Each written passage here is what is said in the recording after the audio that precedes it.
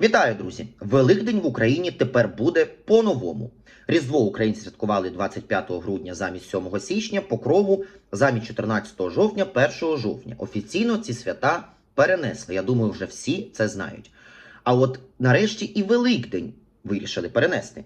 По календарю католики святкують Великдень 5 квітня, а ми, українці, повинні були святкувати 12 квітня. Але все уже змінили та вирішили змінити. Тому, аби точно знати, коли його святкувати, дивіться це відео. Це дуже важлива інформація, і ця інформація дійсно вас здивує, особливо наприкінці відео. Перед тим, як ми перейдемо до такої теми, напишіть в коментарях, як ви ставитесь до зміни свят в Україні. Дуже цікаво почути вашу думку. Ви святкуєте по-новому чи по-старому? Цікаво почути взагалі думки людей. Також поширюйте це відео, це надзвичайно важлива та цікава інформація. Отже, як всі ми з вами знаємо, свята в Україні перенесли на 2 тижні назад, точніше релігійні свята. І от Великдень теж перенесли. Вся Україна святкує 5 квітня, ніякого 12 квітня. Ось такі заголовки зараз буквально на кожному кроці. В коментарях вже багато хто виписує, що це правильно і готується святкувати 5 квітня. Але, друзі, це неправда. Не ведіться на таку інформацію. Тому, можливо, кого налякав, вибачте, не лякайтесь.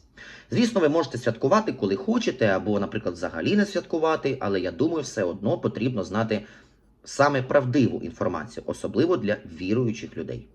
Отже, 5 квітня святкують переважно католики, а православні українці 12 квітня. І все, на цьому поставимо крапку. Чому ж так? Всі свята перенесли, а Великдень – ні, задасте ви питання. Відповідь дуже проста. Великдень не має ніякої чіткої дати, як інші релігійні свята. Так само, до речі, фіксованої дати немає свято Трійці і Вознесіння. Вони якраз залежать від Великодня. Тому перенести його і ці свята на 2 тижні назад не можна. Тепер взагалі давайте розберемось, чому взагалі зараз все це відбувається і чому так багато плутанини.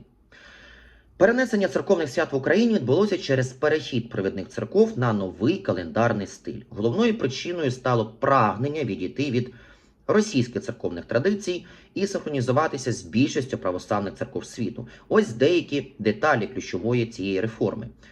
Офіційний перехід Православної церкви України ПЦУ та Української греко-католицької церкви відбувся 1 вересня 2023 року. ПЦУ перейшла на новоюліанський календар, а УКГЦ на Григоріанський із збереженням традиційної методики розрахунку Великодня. Юліанський календар, до речі, відстає від реального астрономічного часу на 13 днів. І ця різниця продовжує, до речі, зростати, тоді як новоюліанський є більш точнішим. І це ж іще плюс єдність зі світом. Більшість помісних православних церков, Константинопольська, Грецька, Румунська тощо вже давно використовують новий стиль. Що ж змінилось загалом для вірян? Усі нерухомі свята, ті, що мають сталу дату, тепер відзначаються на 13 днів раніше. Різдво 25 грудня замість 7 січня, День Святого Миколая 6 грудня замість 19 грудня, Покрова 1 жовтня замість 14 жовтня. Але плутанини дуже багато виникло саме з Великоднем. Тому ще раз Великдень православних 12 квітня. А от 5 квітня, до речі, в Україні вербна неділя. Її святкують рівно за тиждень до Великодня. Оскільки у 26-му році Великдень припадає на 12 квітня, то вербу потрібно святити 5 квітня цього року. Головні ж традиції цього дня, можливо, комусь буде цікаво, можливо, хтось і не знає. Це освячення гілочок. У церкві освячують гілочки верби, котики, які символізують пальмові гілки, якими вітали Ісуса в Єрусалимі. Биття вербою – це ще одна давня українська традиція. Після служби існує жартівливий звичай бити одне одного освяченою вербою, промовляючи «не я б'ю, а верба б'є, за тиждень Великдень, недалечко червоне яєчко». Також освячена верба – це дуже сильний оберіг. Її зберігають у домі біля ікон протягом усього року, як захист від хвороб та негод. А також, коли, наприклад, сильний грім або шторм, гілочки верби оберігають ваш будинок. Важливо, оскільки це ще період Великого посту, святкування має бути стриманим. Проте в цей день церква дозволяє вживати в їжу рибу. А тепер хочу розповісти вам цікаві прикмети та традиції на Великдень в Україні. Саме давні українські традиції. Може, комусь буде цікаво. Святкування Великодня в Україні поєднує глибокі християнські сенси та давні народні звичаї. Навіть дуже настільки давні, що багато людей вже про ці давні звичаї, до речі, забули. Перше, це, звісно, великодній кошик. До нього традиційно кладуть паску, символ Воскресіння, крашенки та писанки, м'ясні страви, ковбасу та шинку, сир, масло, сіль та хрін. Освячення. Святкова служба зазвичай триває всю ніч, після чого на світанку священник освячує кошики вірян. Потім іде розговіння. Сніданок починається з молитви та освяченого яйця, яке голова родини, до речі, часто ділить на частини за кількістю присутніх. Протягом свят прийнято вітатися словами «Христос Воскрес», на що відповідають «Воістину Воскрес». Обливаний понеділок – це наступний день після Великодня. Його ще називають світлим понеділком. За традицією, хлопці обливають дівчат водою, що символізує очищення та здоров'я.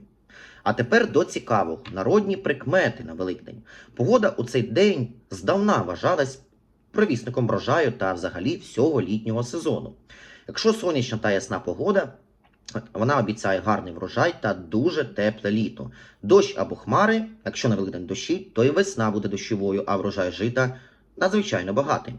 Зоряна ніч віщує, що кури будуть добре нестися протягом всього року. Грім, якщо на Великдень перший грім, він вважається знаком теплої та довгої осені. Другий день, понеділок, якщо погода в цей день ясна, літо буде мокрим, якщо ж хмарна, то навпаки, сухим, а навіть посушливим. Що заборонено робити? Фізична праця, не можна прибирати, шити, прати чи працювати в саду та на городі. Заборонено лихословити, гніватися та бажати комусь зла. Це, напевно, в будь-який день заборонено.